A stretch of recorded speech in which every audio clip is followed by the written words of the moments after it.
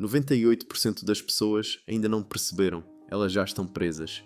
E não se trata de uma teoria, é um plano documentado e que já está em ação.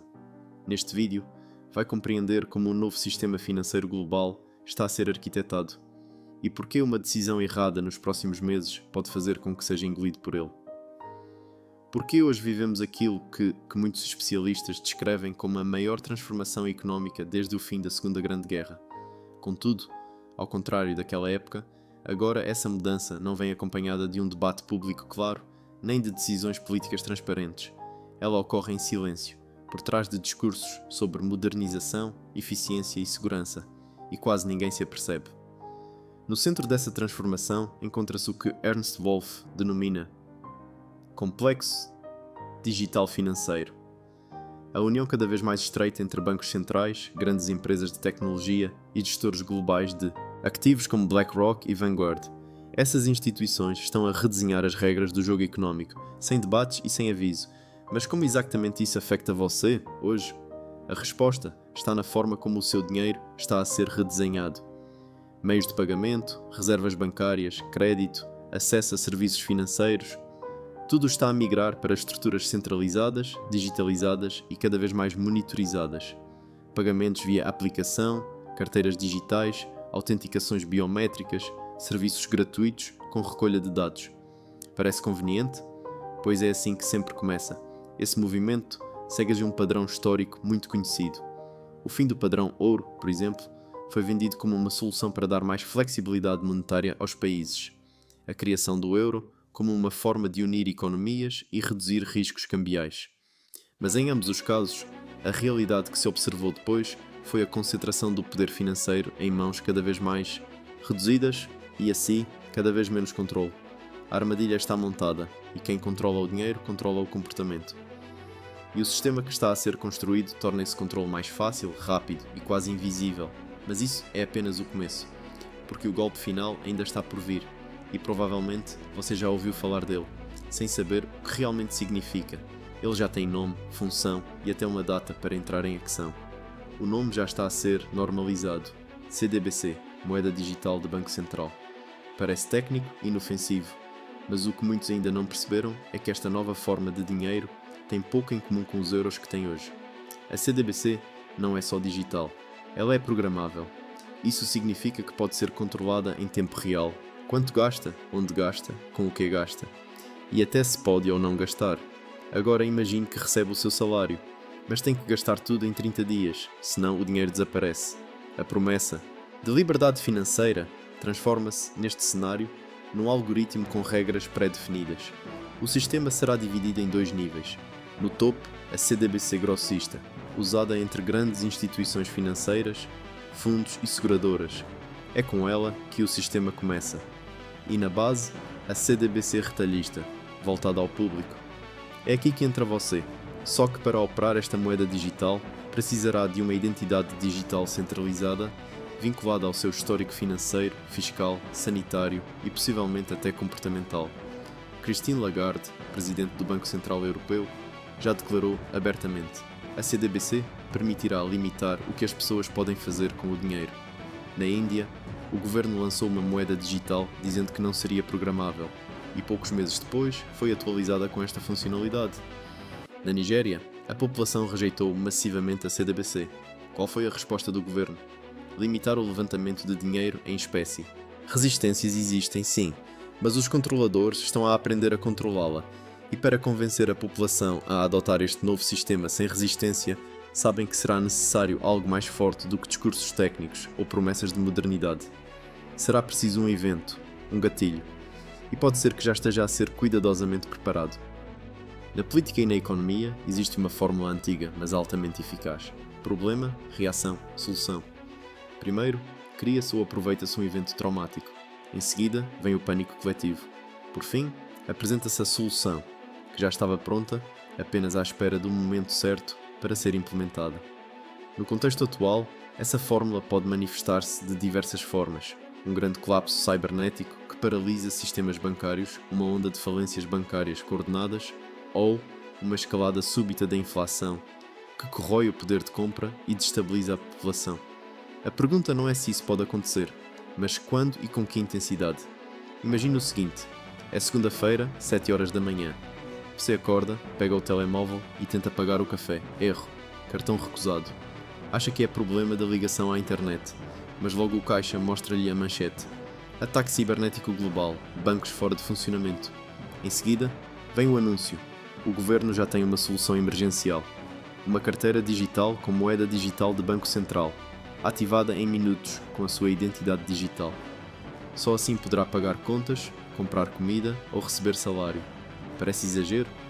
Hoje, não mais. Já vimos versões desse roteiro.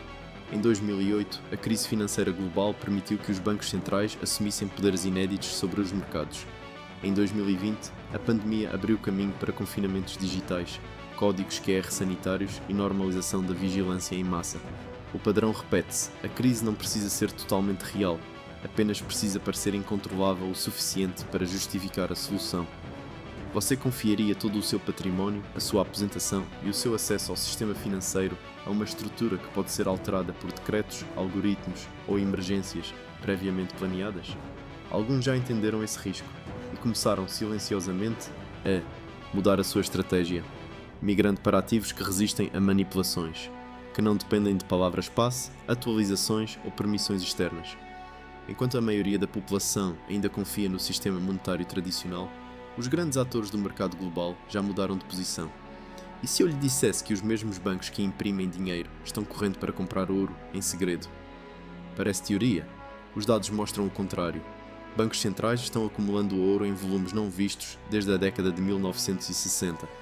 A BlackRock, o maior gestor de ativos do mundo, despejou mais de 3 mil milhões de euros em ETFs de ouro nos últimos meses. A pergunta é: o que eles sabem que você ainda não sabe? O ouro não é uma moda ou uma aposta especulativa. É um ativo que sobreviveu a todas as moedas, crises e governos dos últimos 3.000 anos. Quando o dólar se desvalorizou após o fim do padrão ouro em 1971, o preço da onça multiplicou por 10 em menos de uma década. E não foi porque o ouro ficou mais valioso, foi porque o papel moeda perdeu sua credibilidade. E agora, estamos vendo algo muito parecido acontecer. O euro e o dólar estão sendo diluídos por políticas de expansão monetária. A confiança nas dívidas públicas está em queda. Investidores institucionais, como Ray Dalio, já anunciaram publicamente que estão saindo de títulos do governo e aumentando a exposição a ouro físico. Você pode imaginar o que acontece com o preço quando esses fundos exigem entrega física e os bancos simplesmente não têm como fornecer? E nesse cenário, a prata ganha protagonismo. Ela não apenas acompanha o ouro como reserva de valor, mas tem uma demanda crescente em diversos setores. E a oferta está limitada. Desde 2011, o mundo consome mais prata do que extrai, e abrir novas minas pode levar até 15 anos. A boa notícia é que proteger-se não exige milhões. Uma estratégia prática é começar com compras recorrentes de pequenas quantidades, barras de 1 grama ou 5 gramas, por exemplo. Um investimento equivalente a um café por dia pode render até 2 gramas de prata por semana. Em um ano, isso representa mais de 100 gramas, fora da estrutura bancária, anónima, física e imediatamente disponível.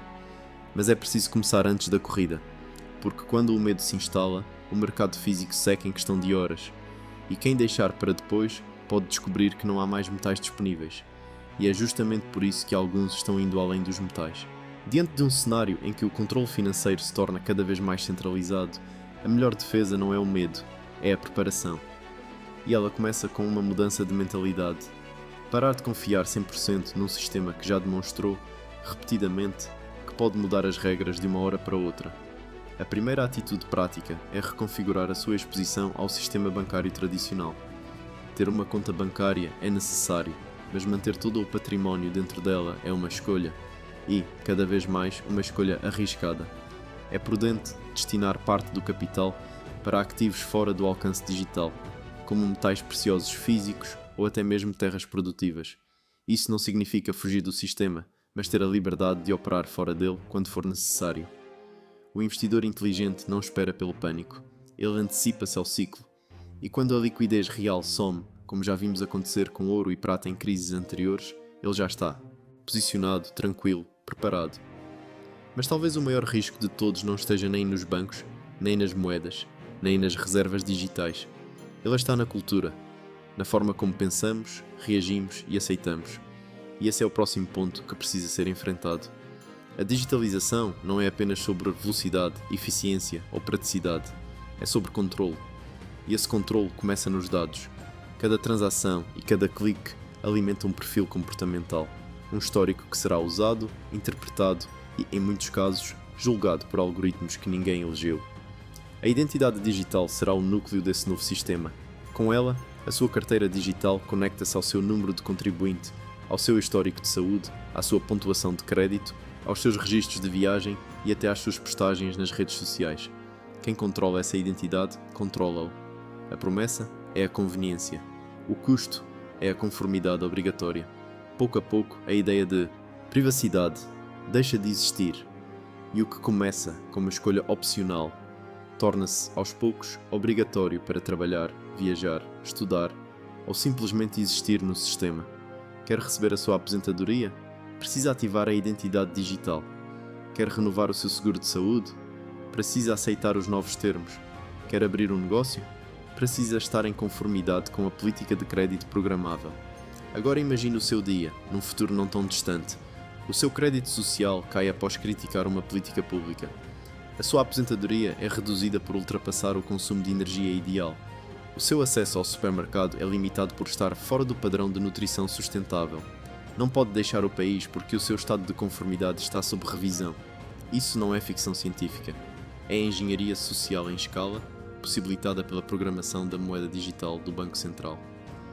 E a única defesa real é o entendimento. Porque quem entende, escolhe.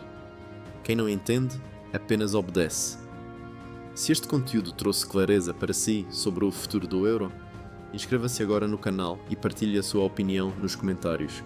Sente-se preparado para um sistema onde tudo é digital e controlável.